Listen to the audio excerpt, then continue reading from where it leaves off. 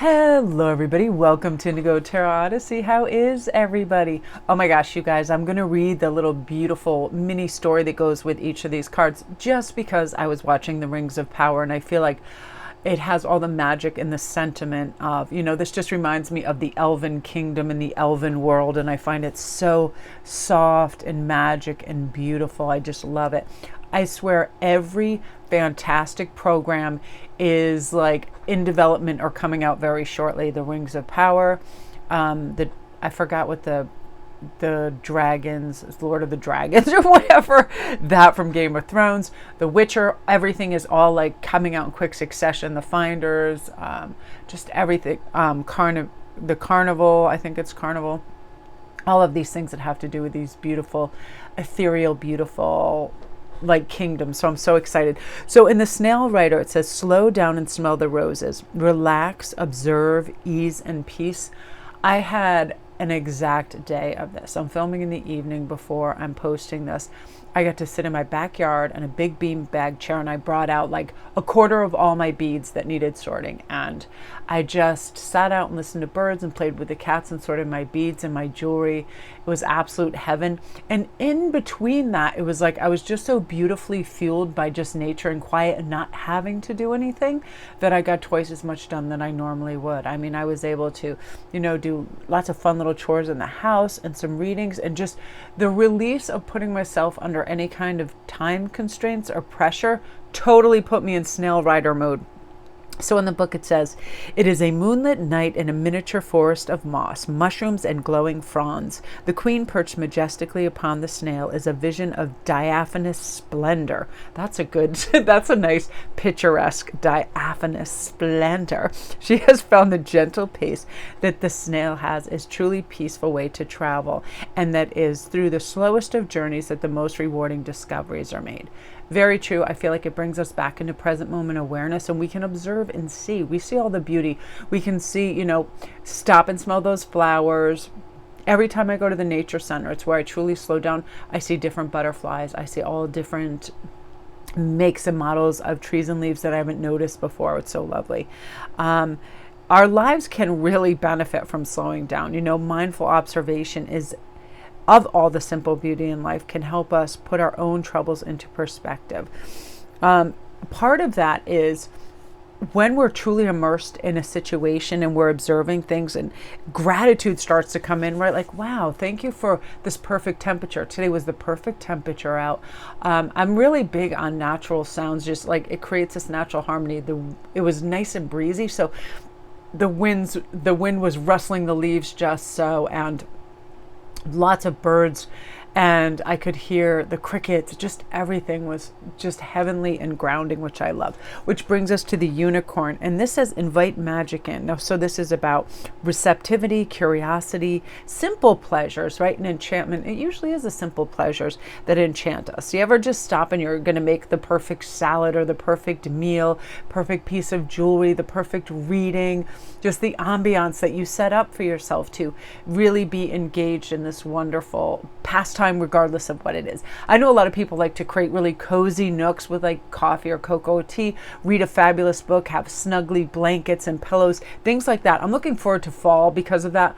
I love perching back like in a deck chair and just putting a blanket on and reading a book and having a fabulous cup of coffee, right?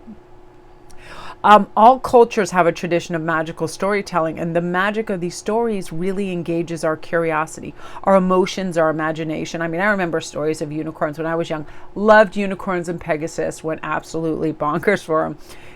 The fantastical enchantment that's found in literature. There is an everyday magic in everything all around us. And I feel like joy and appreciation of this magic can be experienced by developing an appreciation for the simple beauties in life.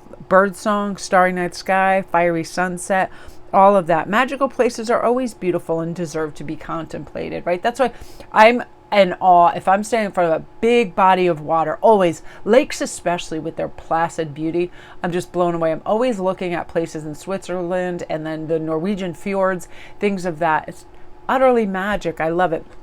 So that's the unicorn. And this brings us, I love the Kingfisher card, and the Kingfisher 2 card had something really beautiful in the book about it. I like that there was 2 of these done, because the Kingfisher 2 in the book talks about embracing peace, calm, letting go, inner peace, communication, and compassion. I absolutely believe this is the season, this Libra and Virgo season. It's about clear, fresh, crisp energy. Like, let's get rid of any kind of second guessing. We don't go backwards. We eliminate. We don't pull back in. Like, even today when I was sitting there, I said, this is really weird. I kept hearing this over and over. I have no want whatsoever to consume a single thing. I want to release or create. Like I was no compulsion to go to any kind of store, consume, or add to anything. Mine was definitely, hey, let me pack this away, organize, and get rid of things. And it was really kind of cleansing. Peace in our minds and peace in the world around us are both conditions that are beneficial to the quality of our lives. And that's why if I feel myself speeding up, or you find yourself speeding up, just take a moment and say, what am I rushing towards? Do I feel like I have to be somewhere at a certain time? Appointments are one thing, but that's where we leave ourselves extra time too, so we can have peace. Pre-prepared. I like to pre-game stuff so it's ready and I don't have to stress. I know when I got to bring Hagen and drop him off at school. It's his first year at UConn. It's right up the road from us, but I have to make sure he's there. He has his stuff, his vitamin waters, his Cliff Bars, all of his stuff. And I pre-game and I make sure my clothes are out. I love like a super cold shower, and I just jolt my butt awake. I'm like, ta-da! And then up and ready. Got to pre-game that. I don't ever like to feel like I'm hurried or scattered, because I'm getting in a vehicle and I'm driving, and it's like myself and a family member. So in order to be safe, all of that. So I'm always reaching for good conditions for peace. It amps up the quality of our life. And peace of mind is a state of psychological composure that allows us to keep ourselves calm and confident during stressful times. Like, I don't ever lose it. If people are honking and losing their minds in traffic, whatever they're doing, it's like I stay composed, because I realize getting involved in any way, shape, or form does not help me or benefit me. I opt out of all that kind of craziness. Practical actions help us find inner peace too. Like, hey, if we woke up this morning to a sink full of dishes and we wanted a coffee and it kind of irked us, let's get it done the night before. Those things, practical measures. These actions might include like creating time to relax, learning to accept, letting go, and also simplifying our lives. I know I made a pact with myself in July that, hey, I am going to complete my work, and then whatever whim or fancy pulls me, like whether it's go for walks on beaches, whatever it is, I'm going to take it easy. Because what happens is sometimes we get the snowball effect. We start doing something and then we want to acquire more, do more, acquire more, do more. It always reminds me of that template of people that work on Wall Street or whatever, and then they get a second home, then they get a estate in the Hamptons, they do all this, then they feel like they have to work for the rest of their lives to maintain all of these properties and things that they've acquired, and sometimes they don't even have the use for, you know what I mean? So it's like, no. So on the other hand, peace in a wider global sense occurs when people are able to work together in order to resolve their differences and improve lives without violence too. Efforts to achieve global peace may be engaging in an open international communication and problem solving, the promotion of individual rights, the rule of law and liberty, all of that. That's embracing peace on like a larger scale, right? And I feel like we can work towards that by educating ourselves as well. I just love that premise in the book. I thought it was so beautiful. So if anything today that I took away from this is, let's slow it all down. Let's engage with nature and each other. You ever sometimes just get in a conversation with your neighbor or somebody in a store, and all of a sudden you think, oh my God, I don't have time for this. Like, where does that come from? Like, why don't we have time for that? I can see if, we've got to get to a bus stop or something or whatever. But in general, it's like we should allow time so we can engage with others and pets. Like, I used to think that too when I came in, all the cats, if they were out in the yard, would come up to me, and I'm like, oh, I don't have time to romp around in the grass with you guys and play with you. And I was like, why don't I? You know what I mean? I'm like, I'm self-employed. I can do whatever I want.